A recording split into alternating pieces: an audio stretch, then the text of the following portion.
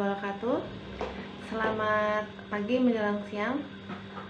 Bertemu lagi dengan Ibu. Ibu adalah Ibu Elis, Ibu Guru Bimbingan Konseling kelas 9. Nah, anak-anak,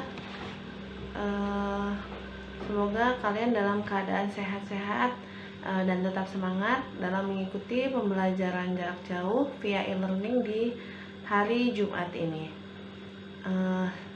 Sebelumnya tetap Ibu ingatkan ya, walaupun memang virus COVID di bulan-bulan ini sedang melandai, tapi kita harus tetap jaga prokes dengan menerapkan 5M.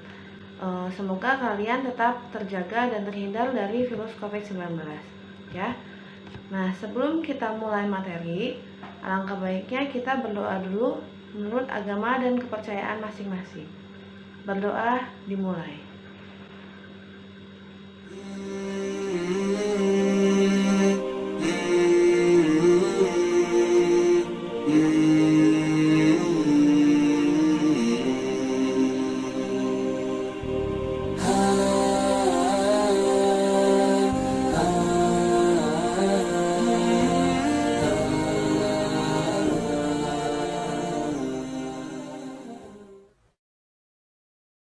Doa sebelum belajar.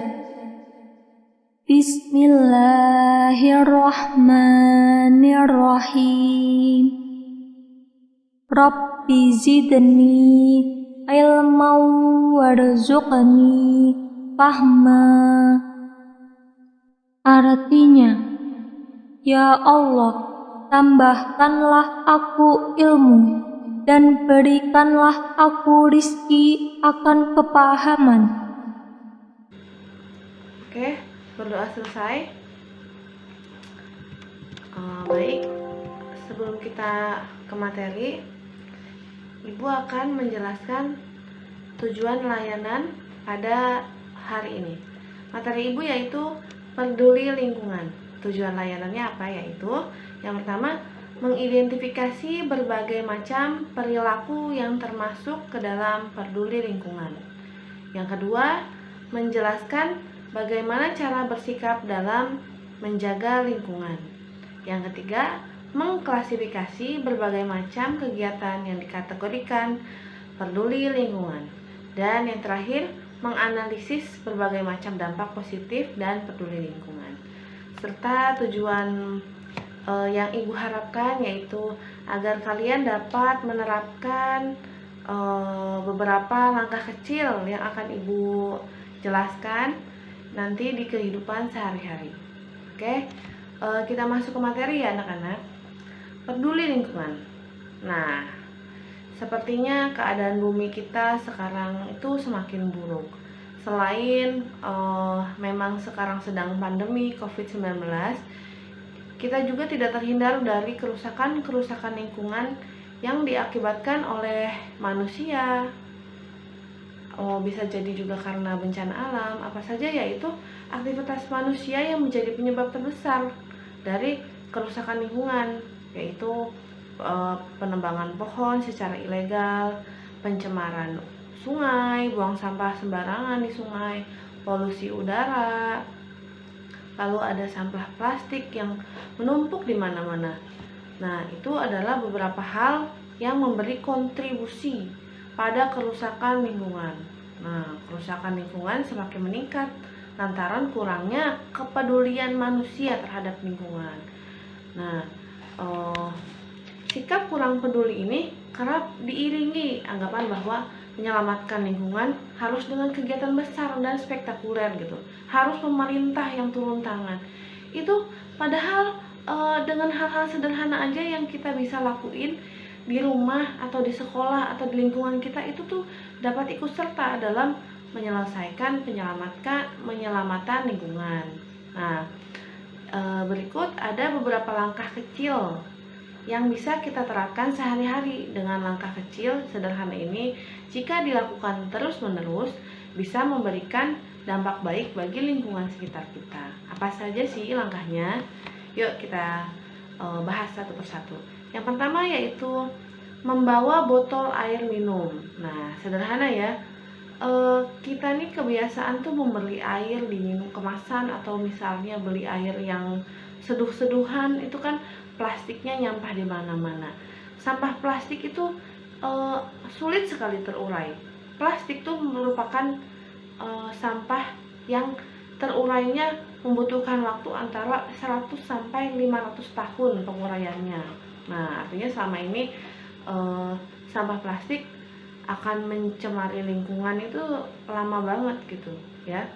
Jika satu orang aja tiap hari satu orang beli satu botol air minum plastik, dalam sebulan akan menghasilkan 30 botol plastik. Dan jika dilakukan oleh 100 orang setiap harinya, berapa tuh? Banyak banget. Itu berarti itu banyaknya sampah yang akan mencemari lingkungan. Nah, membawa botol air minum sendiri juga selain langkah bijak untuk mengatasi sampah plastik, selain itu juga kita juga bisa jadi lebih hemat. Nah, kalau bawa minum sendiri kan nggak perlu beli ya. Kalau ke sekolah bawa botol minum, terus bawa minum dari rumah, jadi kan nggak usah beli lagi. Nah, coba kalau kalian hitung-hitung, misalnya satu botol kemasan botol air minum kemasan itu harganya 3.000. Nah, sebulan 3.000 dikali 30 hari itu bisa 90.000 rupiah. Nah, kalau itu kan bisa untuk ditabung untuk beli apa ya. Yang kedua yaitu membawa tas belanja. Sama halnya dengan botol plastik ya. Tas belanja yang sering digunakan adalah tas kresek atau kantong kresek atau kantong plastik. Nah, kan biasanya kalau kita beli apa-apa, misalnya beli makanan, pasti pedagang tuh ngasih bonus gratis kresek gitu. Nah, itu yang bikin lingkungan kita tuh kotor kalau kita tidak buang sampah pada tempatnya. Nah, alangkah baiknya kalau kita membawa tas belanja sendiri. Nah, kayak pemerintah juga kan sudah menetapkan kebijakan kantong plastik berbayar di minimarket sebesar Rp200. Itu juga salah satu bentuk pedulinya pemerintah. Nah, kita juga harus peduli dong sama lingkungan kita sendiri. Pemerintah tuh bikin plastik tuh berbayar itu biar masyarakat mengurangi penggunaan kantong plastik. Nah, dengan gerakan yang namanya diet plastik atau diet tas kresek ya, itu diharapkan menjadi budaya di masyarakat tentang pengurangan kantong plastik. Nah, sudah sebaiknya kita membawa tas belanja sendiri atau menyelipkan barang yang berukuran kecil, nggak usah pakai kresek misalnya. Neng, ini plastiknya, Mam nggak usah pakai plastik, dimasukin aja ke dalam tas. Kan itu jadi kita bisa diet plastik juga ya. Lanjut, yang ketiga, gunakan sepeda atau jalan kaki jika berpergian ke yang tidak terlalu jauh. Nah, penggunaan sepeda bermotor juga itu kan sumber polusi udara ya, apalagi sekarang tuh motor itu sehari tuh bisa ribuan yang terjual atau bertambah setiap harinya. Udah kemacetan di mana-mana, terus gasnya yang mengandung gas yang dikeluarkan oleh kendaraan bermotor itu menyebabkan kualitas udara itu semakin menurun. Nah, sekarang juga kan emang lagi tren ya, semenjak pandemi itu kayaknya bersepeda itu jadi tren. Jadi jangan malu untuk naik sepeda, nggak masalah. Capek di kaki itu malah selain kita juga menjaga lingkungan, kita juga bisa bermanfaat itu tuh untuk kesehatan, berolahraga dengan bersepeda. Nah, kalau misalnya berpergiannya jaraknya jauh, bisa menggunakan transportasi umum. Nah, kalau yang dekat ya tadi naik sepeda atau jalan kaki, itu kan sekalian melatih tubuh kita. Ya. Lanjut, yang keempat yaitu mematikan lampu pada saat tidur atau mematikan listrik yang tidak dipakai. Makanya kalau pulang sekolah setelah PTM kan, Wakasek selalu woro-woro. Bapak Ibu pengajar jam terakhir agar mematikan lampu sebelum pulang. Nah, itu juga salah satu bentuk peduli lingkungan, menghemat listrik. Ya, selain tadi mengurangi plastik dan kendaraan bermotor, hal lain sebagai langkah peduli lingkungan adalah berhemat energi. Matikan listrik yang sudah tidak digunakan. Seperti pada saat tidur. Selain hemat energi, tidur tanpa nyala lampu membuat mata beristirahat dengan baik. Jadi kita tuh tidurnya bisa lebih nyenyak. Nah, tapi ya mungkin ada beberapa orang yang tidak terbiasa dengan tidur tanpa ada lampu. Namun sebaiknya mencoba dulu. Kali aja bisa nih bobo nggak pakai lampu. Nah, itu ya. Itu adalah salah satu langkah kecil juga untuk peduli terhadap lingkungan. Ya. Next, yang terakhir yaitu sediakan lahan untuk tanaman. Tumbuhan itu menyerap karbon dioksida dan menghasilkan oksigen loh anak-anak. Jadi kalau rumah kalian misalnya ada pekarangan yang luas, itu cobalah tanam tanaman. Apalagi ada yang tumbuhan yang fungsinya untuk menyerap karbon dioksida juga, ada yang namanya pohon lidah mertua yang warna putih hijau tuh. Ada putih ada hijau, itu juga sama gunanya untuk menyerap karbon dioksida. Nah, tapi juga misalnya kita mau isi lahannya bisa pakai tanaman-tanaman obat-obatan, sayuran atau buah-buahan, itu ya boleh ya. Selain peduli terhadap lingkungan, itu juga bisa menghasilkan apabila kita ingin menggunakan. Jadi udah tinggal petik aja kan, enak. Tanam cabai, tomat, atau tanaman hias yang enak dilihat ya. Tapi kalau yang rumahnya nggak punya pekarangan atau tanah lahan yang nggak luas ya, bisalah naruh di pot kecil gitu. Kalau nggak mau keluarin uang buat pot, bisa menggunakan ember bekas cat atau apa gitu. Dicoba aja, yang penting kita punya kreativitas tinggi, terus kita juga punya niatan untuk menjaga lingkungan. Oke, sekian materi Ibu. Setelah ini seperti biasa kita akan menarik kesimpulan di materi hari ini. Materi hari ini kesimpulannya yaitu agar kita dapat peduli dengan lingkungan. Ada beberapa langkah kecil yang bisa kita terapkan di kehidupan sehari-hari. Langkah kecilnya yaitu yang pertama, membawa botol air minum. Yang kedua, membawa tas belanja.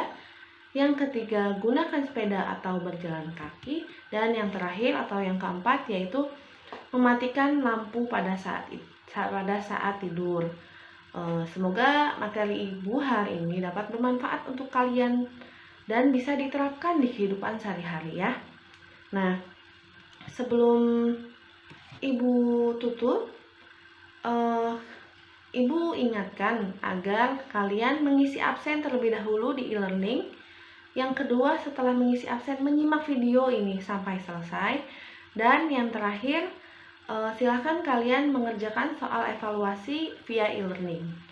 Oke, Ibu tutup materi hari ini. Wassalamualaikum warahmatullahi wabarakatuh. Nah, sebelum Ibu selesai, mari kita berdoa ya. Menurut agama dan kepercayaan masing-masing, berdoa setelah belajar dimulai.